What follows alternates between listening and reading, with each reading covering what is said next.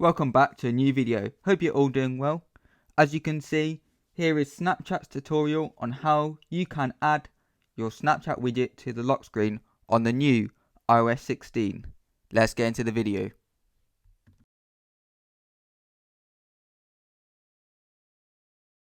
First things first, make sure you are all signed into Snapchat. Now you want to go to your lock screen. Hold down on your lock screen until you see the customize button. Once you see that, then you click that and then click add widgets, and you can click on the widgets that are there by default from Snapchat, or you can scroll down and click Snapchat, which offers you a larger widget size which takes up 2 spaces, so you can obviously customize this to have however many you want. Obviously you might not have just Snapchat ones in the widget section, but this video is dedicated to the Snapchat widget, so we'll be just using Snapchat widgets there.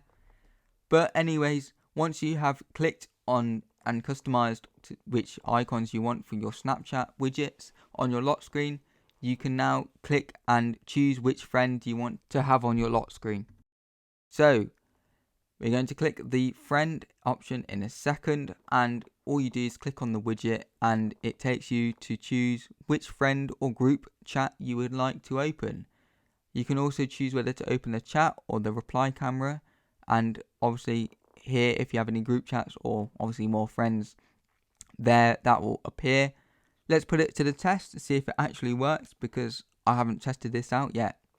So let's click here, boom, it opens the chat first, which is interesting, and then it sends you to the picture snap.